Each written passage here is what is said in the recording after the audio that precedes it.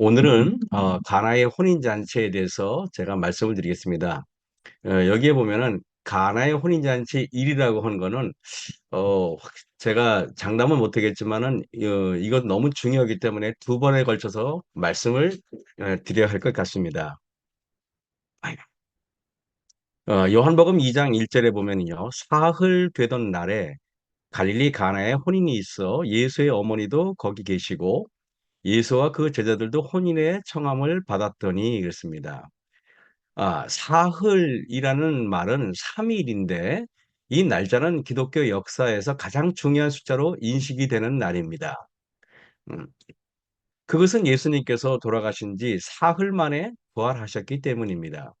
사흘째 되던 날은 예수 그리스도의 죽음을 부활로 바꾼 매우 중요한 날이죠. 그런데 이 사흘이라는 날짜가 도달하기까지 요한복음 1장에서는 세 번의 이튿날이 있었습니다. 우리가 볼 때 요한복음 1장 29절에 이튿날 요한이 예수께서라는 말이 있고요.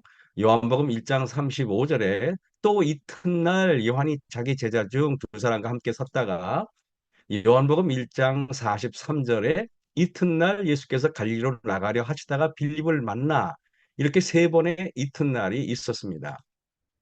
이튿날은 이틀이라는 말이 아니라 내일 혹은 다음 날 이런 뜻입니다. 그러니까 그 다음 날이라는 개념이지 이틀이라는 말이 아닙니다. 세 번의 이튿날은 3일을 말하는 것입니다. 그래서 이튿날, 이튿날, 이튿날 걸쳐서 3일이고요. 그리고 요한복음 2장에 사흘째 되던 날 3일입니다. 합쳐보면은 3일 더하기 3일은 6일이죠. 요한복음을 1장에 시작해서 가나의 혼인잔치 2장에 이르기까지 6일이 되었다는 것을 사도 요한은 은연중에 암시를 하고 있었습니다. 분명히 거기에는 중요한 의도가 있을 것입니다. 그 의도는 요한복음 1장 1절에 이미 나타난 것이 아니었을까요? 태초에 말씀이 계시니라. 다시 말하면은 창조와 뭔가 연관시키려는 의도가 다분히 있었던 것입니다. 6이라는 숫자는 사실 천지창조의 의미가 함축적으로 되어 있습니다. 하나님께서는 6일 만에 천지를 창조하셨습니다. 그리고 7일째 되던 날에 안식하셨죠. 6일 동안 창조한 지구를 중심으로 하는 천연계는 죄로 다 망가졌습니다. 땅도 바다도 하늘도 인간의 품성도 모든 것이 다 망가졌습니다. 6일째 되던 날 하나님께서는 왜 이 표적을 행하였을까요? 아, 죄로 망가진 지구. 요한복음 1장에 말씀으로 창조된 지구는요, 신기하게 말씀을 어김으로 망가졌어요. 이것은 너무나 아이러니하지 않을 수가 없는 것입니다. 로고스를 어김으로 망가진 지구는 다시 로고스의 원형 되시는 예수님으로 회복될 것이기 때문입니다. 그 회복되는 과정을 상징적으로 담은 것이 바로 가나의 혼인잔치의 표적인 것입니다. 말씀으로 망가진 세상 말씀이 육신이 되신 분이 다시 회복시킨다는 이 의미. 그래서 요한복음 1장 14절에 말씀이 육신이 되어 우리 가운데 거하심에 우리가 그 영광을 보니 아버지의 독생자의 영광이요 은혜와 진리가 충만하더라 그랬습니다. 이 말씀이 육신이 되신 예수님. 그래서 6일째 되던 날 첫 표적을 행하신 이유는 예수님께서 이 땅에 오신 목적은 첫 번째 창조를 다시 만드는 새 창조의 재창조의 역사를 여기서 설명하고 싶은 것입니다. 그런데 왜 하필 가나에서 이런 엄청난 표적을 보여주셨을까요? 가나는 여기입니다. 지도상으로. 근데 예수님께서 자라시고 또 살던 곳은 바로 나사렛입니다. 상당히 먼 거리입니다. 그래서 우리는 정말 마리아가 혼인잔치의 주인과 어떤 관계냐, 친척이냐 아니냐 논란이 있는데 절대 이웃으로 보기에는 너무나 먼 거리예요.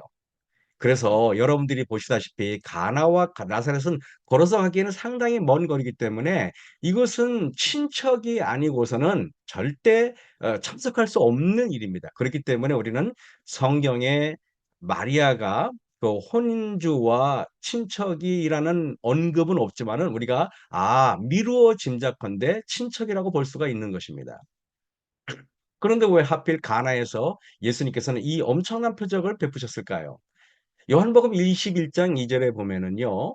시몬 베드로와 디두모라 하는 도마와 갈릴리 가나 사람 나다나엘과 여기서 그러면은 가나가 나다나엘의 고향이라는 것을 우리는 알 수가 있습니다.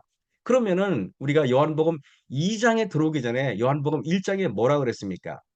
우리가 보면은 나다나엘에게 하나님께서는요 이렇게 말씀하셨어요. 예수께서 대답하여 가라사대 때 내가 너를 무화과 나무 아래서 보았다 함으로 믿느냐? 이보다 더 큰 일을 보리라 그랬는데 나다나엘에게 하나님께서 더 큰 일을 보여주신 그 보여주신 시점이 가나의 혼인 잔치였던 것입니다. 그렇다면은 가나의 혼인 잔치에서 일어나는 일은 나단에게는 정말 가장 큰 일, 엄청난 일, 나단에게뿐만 아니라 모두에게 엄청나고 대단한 일들이 거기에 펼쳐지겠다는 의도가 있는 것입니다. 그러니까 가나의 혼인 잔치는 단순한 혼인 잔치가 아니라는 것을 우리는 알아야 되는 것입니다. 죄가 들어옴으로 혼인 관계는 망가지고 행복이 깨졌습니다. 그래서 가나의 혼인 잔치에서는요.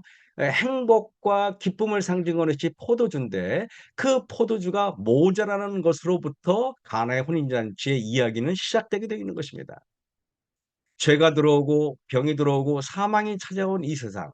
망가진 결혼을 어린 양이신 우리의 참된 신랑과 혼인 잔치로서 그 깨어짐의 회복을 알리는 매우 의미 있는 표적이 시작되는 것입니다. 왜 요한복음의 이적들을 표적이라고 하는가를 한번 살펴보겠습니다.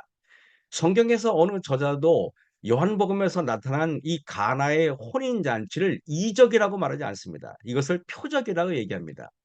표적과 이적의 차이는 무엇일까요? 기적은 죽은 사람이 살아나고 병든 자가 고쳐지고 눈먼 자가 보이는 것이겠죠. 그런데 이것을 표적이라고 안 합니다. 성경의 표적은 7가지만 여기 언급합니다. 아니 저 요한복음에서 말입니다. 그 요한복음에서의 7가지 표적이 무엇일까요?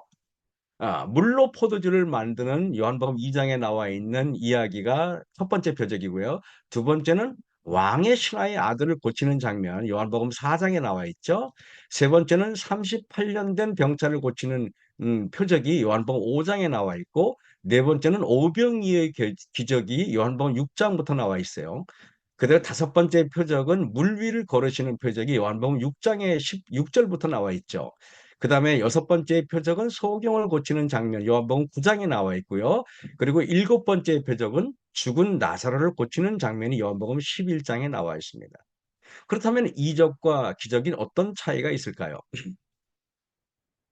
표적이라는 말은 정확하게 사인이라고 합니다.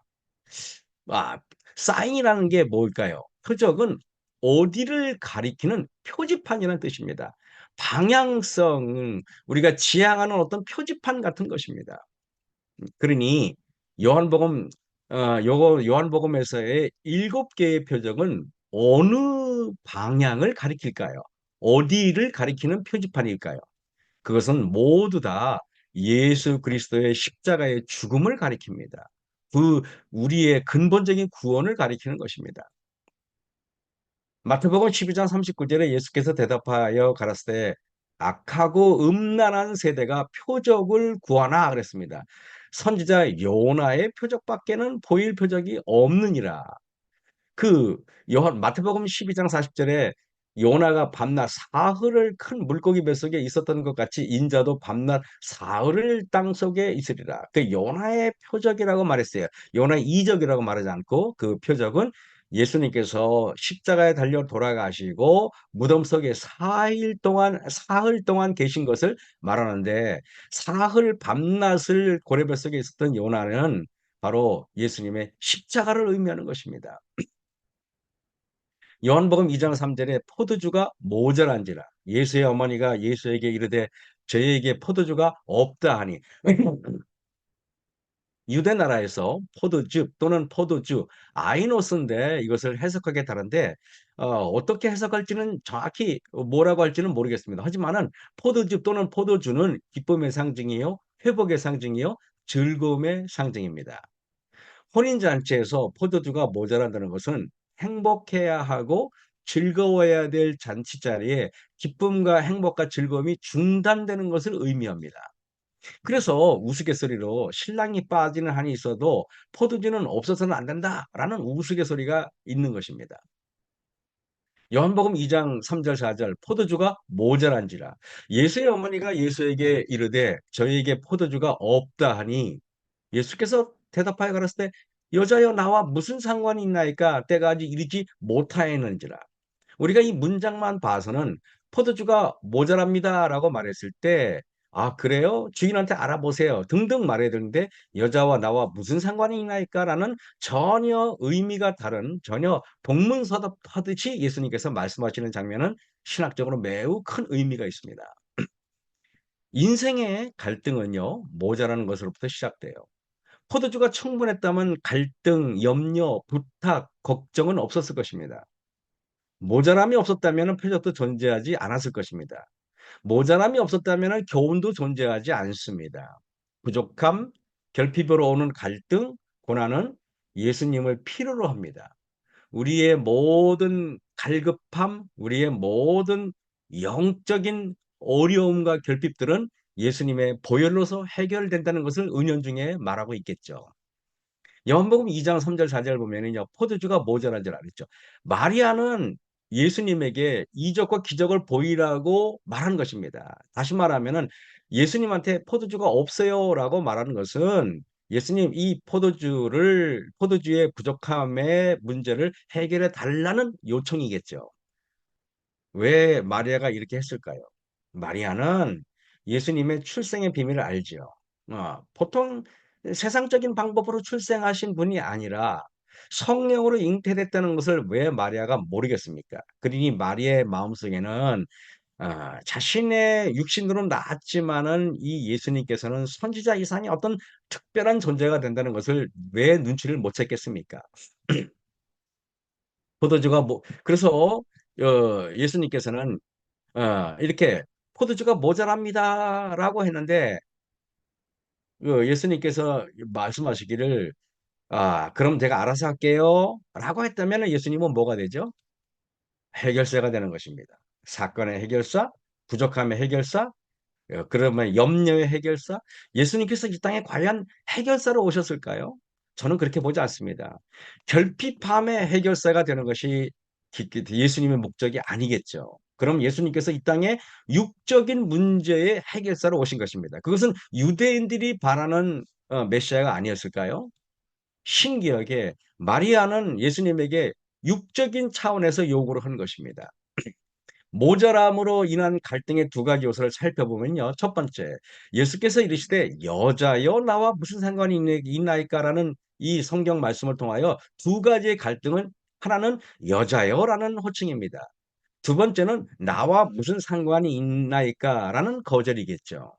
그러면 여자여라는 호칭이 뭐 성경에서 이것은 뭐 무리한 말이 아니다. 저는 뭐 그런 것이 중요하다고 생각하지 않습니다.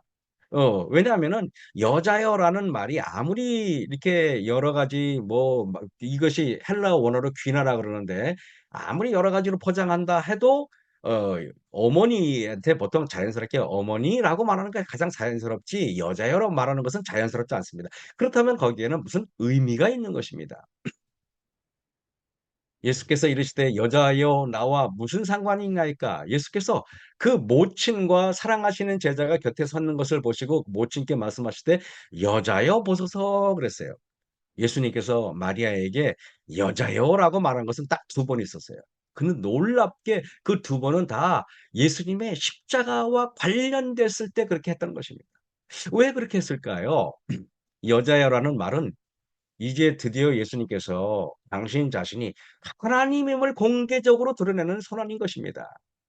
이것은 육신적인 어머니라고 말하는 것은 하나님께서 이 마리아에게 어머니라고 할 수는 없는 것입니다. 그래서 여자여라는 말은 이제 드디어 예수님께서 당신 자신이 하나님이심을 공개적으로 드러나는 것이고 이제 드디어 하나님으로서의 사역을 시작하는 것입니다.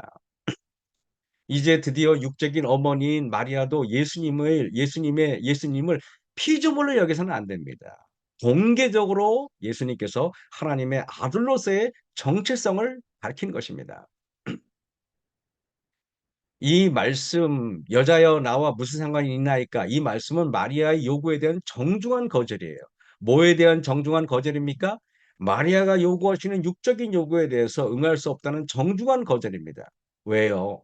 예수님께서 이 땅에 오신 이유는 육적인 요구, 현장의 필요를 채워주는 일로 오신 것이 아니라는 사실을 우리는 알아야 됩니다. "여자야 나와 무슨 상관이 있나이까."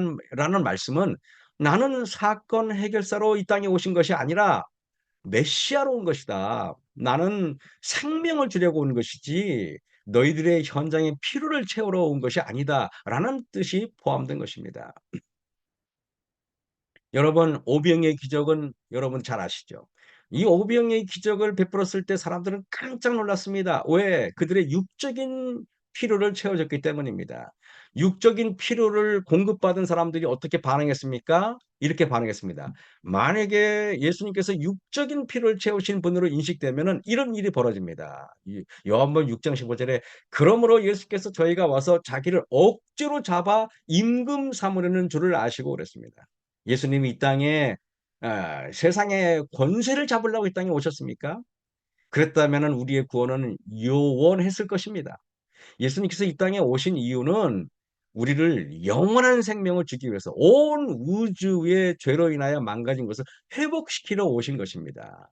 예수님께서 이 땅에 오신 목적은 작은 것이 아닙니다.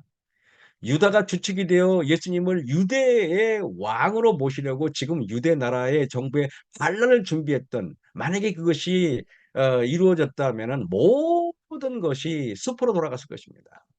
이 유다를 충동한 것은 당연히 마귀겠죠. 예수께서 가라사 때 "여자여 나와 무슨 상관이 있나이까? 내 때가 이르지 못하나이다." 요한복음에는요. 내 때라는 말이 이렇게 십자가와 관련돼서 7번이 나와요. 여기 보면은 요한복음 7 장에도 나오고요. 이 보시면은요. 이렇게 내 때가 아직 이르지 않았다는 것이 7번에 걸쳐서 쫙 나와요. 근데 내 때가 이르지 않았는데 7번에 걸쳐서 쓰신 이유가 무엇일까? 아직 이르지 않은 그분의 때는 7번 완전히 그 때가 돼서야 그분의 때가 완성된다는 그런 숨어 있는 의미가 있는 것입니다. 내 때가 아직 이르지 않았다는 말씀은 나는 육적인 필요를 채워 주려고 온 것이 아니고 죄의 문제, 영원한 생명의 문제 등 본질적이고 중요한 문제 해결을 위해 온 것이다라고 천명하신 것입니다. 요한복음 2장 5절 7절 그 어머니가 하인들에게 이르되 너희에게 무슨 말씀을 하시든지 그대로 하라 하니라. 거기서 거기 유대인의 결례를 따라 두세 통 드는 돌 항아리 6이 놓여 있는지라. 여러분들이 주목해서 볼 것은 유대인의 결례를 따라 두세 통 드는 돌 항아리. 돌 항아리에 두세 통 드는 돌 항아리는 보통 약 한 70 리터 정도 된다고 이야기합니다. 뭐 정확한 건 아니겠지만은요. 예수께서 저에게 이르시되 "항아리에 물을 채우라 하신즉 아구까지 채우니." 근데 마가복음 7 장에 보면은 바리새인들과 또 서기관 몇 명이 예수님께서 제자들하고 식사할 때 손을 씻지 않고 먹으니까 "왜 손을 씻지 않고 먹었냐?" 이러면서 정결 의식, 민수기에 나와 있는 정결 의식을 실행하지 않은 것에 대해서 비난을 합니다. 다시 말하면은 유대인의 결례를 따라 두세 통 드는 돌 항아리는 구약 성경에서 정결 예식을 상징적으로 보여줍니다. 돌 항아리에 담긴 물은 구약 성경의 율법의 명령에 따라 물로 손발을 정결하게 씻거나 뿌림으로써 죄가 씻어진다는 형식적인 이해를 갖고 있었습니다. 정결케 하는 물로 과연 우리의 죄를 씻을 수 있을까요? 그 외적인 씻음으로 죄가 해결되고 용서되는 것이 아니라는 것을 이렇게 만천하에 천명하고 선포하려는 의도가 있었던 것입니다. 그래서 예수님께서는 정결케 하는 예식으로 사용될 물을 담아서 그 물로 포도주를 만든 것은 바로 매우 어떤 중요한 의미가 있는 것입니다. 스가랴 12장 11 절과 13장 1 절에 "그날에 예루살렘에 큰 애통이 있으리니" 그 애통은 십자가에 달려 돌아가시는 예수님에 대한 애통입니다. 무기도 골짜기 하다드림몬에 있던 애통과 같을 것이라 그날에 죄와 더러움을 씻는 셈이 이랬습니다. 여러분 그 정결케 하는 예식, 정결케 하는 그 물로는 우리의 죄를 씻을 수 없어요. 그래서 예수님께서 그날의 죄와 더러움을 씻는 샘, 그 샘이 바로 제 하인들이 6통 그 돌 항아리에 담았던 그 물이 포 포도주가 되는 그 의미, 그것이 바로 이것인 것입니다. 거기 유대인의 결례를 따라 두세 통 도는 돌 항아리 6이 놓여 있는지라 예수께서 저에게 이르시되 항아리에 물을 채우라 하신즉 아구까지 채웠다 그랬어요. 연회장은 물로 된 포도주를 맛보고 어디서 났는지 알지 못하되 물떠온 하인들은 알더라 그랬습니다. 여러분, 돌 항아리의 물은 우리의 궁극적인 행복과 영원한 생명을 해결할 수 없습니다. 그 물이 달콤한 포도즙이 되어서, 다시 말하면 그 물이, 즉 예수님의 보혈의 피가 우리들을 영원히 기쁘게 해주고 우리의 모든 죄의 문제가 해결되어 우리에게 영원한 기쁨을 주게 될 것이라는 것을 상징적으로 보여주고 있는 것입니다. 영적인 보면은, 성경에 보면은요, 여자여 나와 무슨 상관이 있나이까 내 때까지 이르지 못하였나이다 그래요. 예수님께서는 이렇게 거절하는 듯이 보이는데요. 항상 또 보면은 여기에 보면은요. 나사로가 병들었다 그래요. 그랬더니 그 사람을 마리아하고 마르다가 급하게 예수님께 사람을 보냅니다. 예수님, 우리 오라비가 죽게 되었습니다. 근데 예수님은 들은 척 만척 하시고 오히려 나사로가 죽어간다는 얘기를 들으시고 그 계시던 곳에 이틀이나 더 계십니다. 이것은 마치 거절처럼 보이겠죠. 그리고 수르보니게 여자가 귀신 들린 딸을 고쳐달라고 했는데 예수님께서 어떻게 했습니까? 마치 그 여자한테 네가 뭐 이렇게 막 개취급하면서 그 여자에게 거절한 듯이 보여요. 왜 그랬을까요? 예수님께서는 인간적인 필요를 공급해달라는 요구를 거절하는 것처럼 보이면서 영적인 필요성을 다시 드러내려고 하는 예수님의 의도가 있다는 것입니다. 예수님은 여러분들이 이 세상에 사는 동안에 해결사로 이 땅에 오신 것이 아니라 영원한 생명을 주시려고 이 땅에 오신 것입니다. 그래서 인간적인 필요를 거절하는 것처럼 보이는 것은 진짜 여러분들이 받아야 될 것들, 진짜 필요를 깨닫게 하려는 의도가 숨어 있는 것입니다. 그래서 여러분들의 기도는 항상 거절당하는 것처럼 보이다가 결국 영적인 갈급함으로 모든 기도가 응답이 되는 것은 그래서 그런 거예요. 그래서 우리는 기도를 할 때 예수님을 해결사로 여겨서는 안 되는 것입니다. 그래서 하나님의 뜻을 알고자 노력해야 되고 그분의 뜻이 무엇인지, 영원한 생명을 구하는 것이 무엇인지를 알아야 되는 것입니다. 그러므로 예수님의 깊은 뜻을 우리가 빨리 깨달아야 하는 것입니다. 요한복음 6장 53절에 예수께서 이르시되 내가 진실로 진실로 너에게 이르노니 인자의 살을 먹지 아니하고 인자의 피를 마시지 아니하면 너희 속에 생명이 없느니라.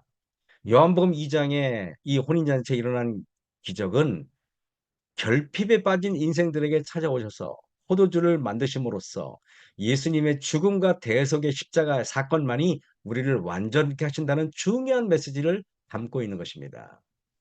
말씀이 육신이 되신 예수님께서 그 육신을 통하여 어떻게 인간들의 구원을 이루실지를 보여주는 표적이 바로 가나의 혼인잔치의 이야기입니다.